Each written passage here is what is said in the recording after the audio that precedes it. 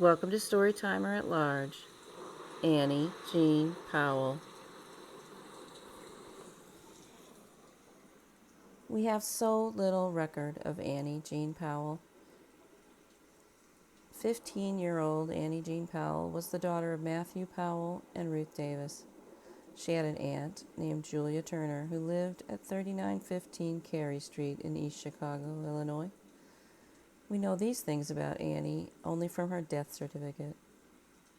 At first, I thought I could not really write about her because I had so little to go on. I was like, this won't make much of an article. But then I thought, well, I have to write what I can. When I research some people, I can usually find yearbook photos of them from elementary school on up. I can find photos of them on findagrave.com. I can see birth certificates and mentions in the paper for an activity at school or even their obituary. But I haven't been able to find a photo of Annie yet. So I chose a silhouette type stock image. What I imagine maybe her silhouette would have perhaps looked like. Sometimes I can research the parents' names and find more information about the child. Sadly, in this case, her parents both have very common sounding names, making them very difficult to search. So I wasn't able to come up with anything that way. I found Annie Jean Powell originally by searching newspapers.com and entering quote unquote body found in the state of Indiana in the year 1972. I was compiling information about unsolved murders in Indiana. That's how I first found Annie. The few documents that I can pull up about Annie paint a picture of a very hard life. Annie was young and black and did not seem to have much in the way of family support. She grew up living a tough life. She was living through the civil rights struggle in America. It was an inspiring time when we look back at it now, but it was also a very tough and violent time. New rights were very hard won for African Americans. It was also a time of rising racism of white people against black people. Cities in the North and the South were filling in and closing up their public swimming pools rather than being forced to integrate them. An elementary school in Nashville was bombed rather than let black children attend. Those are only two examples out of many, many others. We all know about missing white woman syndrome. It's the intense focus that a pretty white woman will get from the newspapers and other news media, while missing black women struggle to get any attention on their cases at all. If it is tragically unfair now, it was especially so in 1972. It was incredibly difficult for Annie to get any kind of press or coverage or follow-up investigation into her case. No pictures were printed with her story, and her story was very brief in the paper. So one thing I did find in her story was that supposedly she had run away from a foster home, and if she had done that, she was probably labeled as difficult or troubled. Who did she have in her corner? There was no one to put up billboards, write articles, hand out flyers. You have to have money and time, the ability to take time away from work to get those things done. Poor people are too busy struggling for basic resources. It's not easy to keep a community get together under these extreme conditions.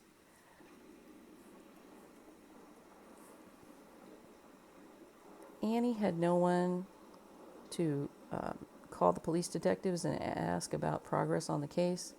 Annie had no one to print flyers and whip up public sentiment and whip up some tips to come in the case.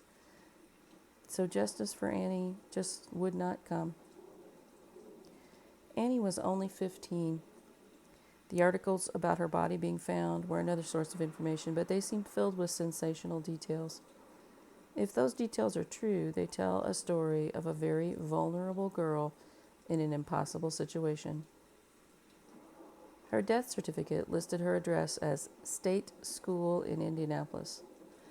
I first wondered if that meant a school like the Indiana School for the Deaf or for the Blind, or if it meant some sort of reform school situation. I wasn't sure, and I'm still not sure completely. But one article quotes a police detective, Nicholas Royden, who said that she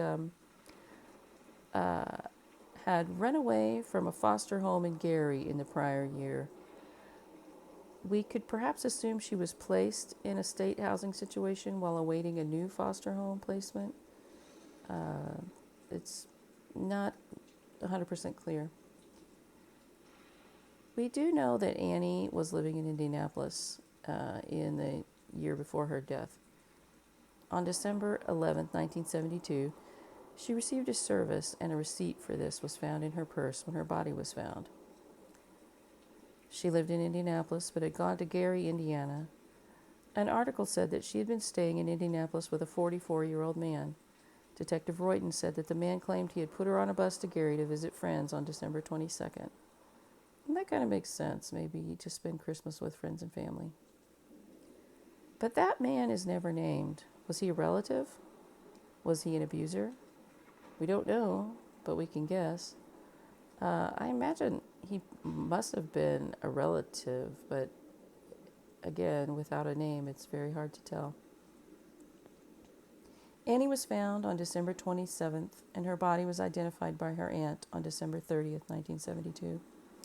It was reported that she had been shot with a .38 caliber revolver. She was found topless. The death certificate reads, bullet wound of left arm and laceration of left chest, lung, heart, and liver, massive internal hemorrhage. Put yourself in that pose. I think she was trying to cover her breasts by putting her left forearm over them and turning slightly away from the shooter.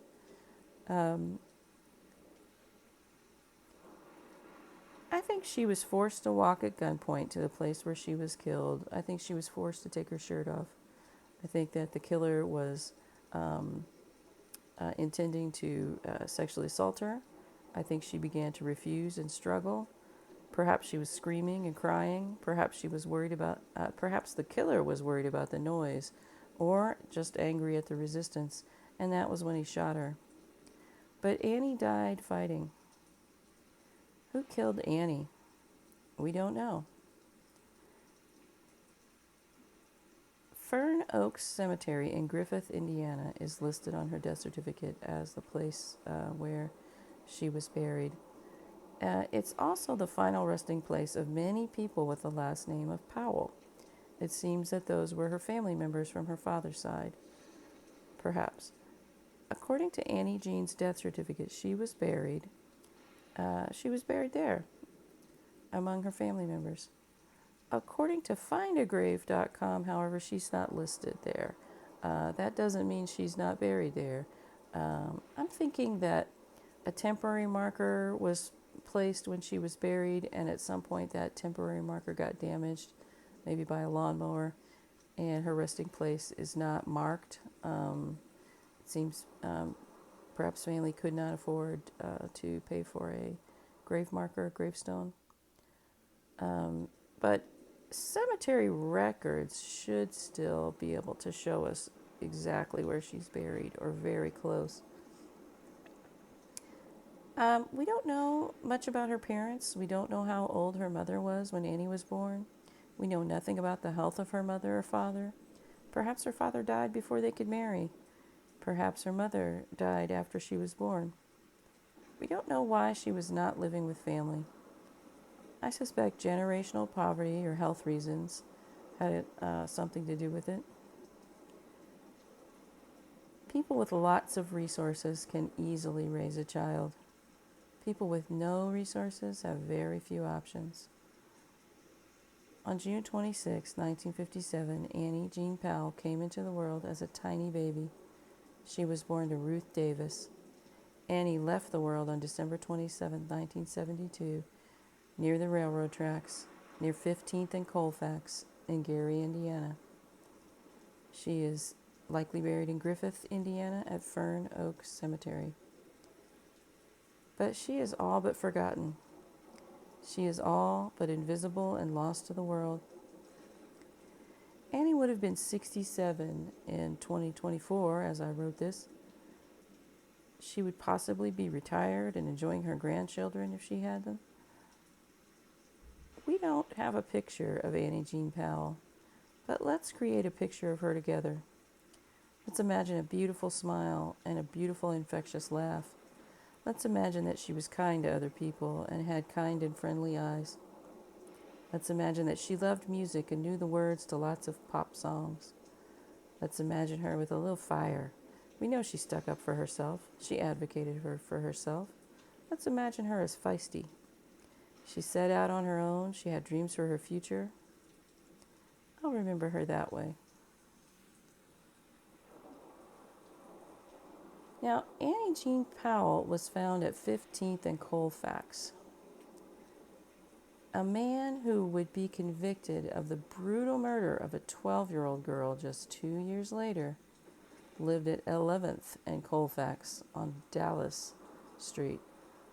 If you look at that area on the map, 15th and 11th are not far away at all. There's not a 14th and 13th Street between them. It's a strange thing on the map. It's not a standard 4 blocks. It's only about a football field's length. So the man that was living on Dallas Street, which is just a tiny little street right off 11th and Colfax, his name was Raul Rudy Sotelo, and he's currently serving a life sentence in Indiana for the murder of Carrie Louise Duncan in 1973.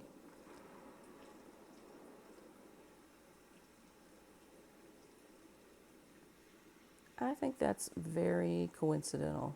I think that police should look at Raul Rudy Sotelo for the murder of Annie Jean Powell. If not a lot of investigation was done into her murder, perhaps she had fought with her killer enough that perhaps his DNA is under her fingernails. I wonder if she could be exhumed and that could be looked into.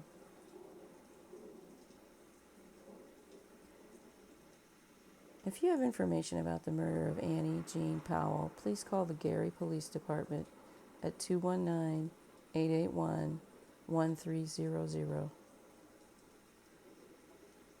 Rest in peace, Annie Jean Powell.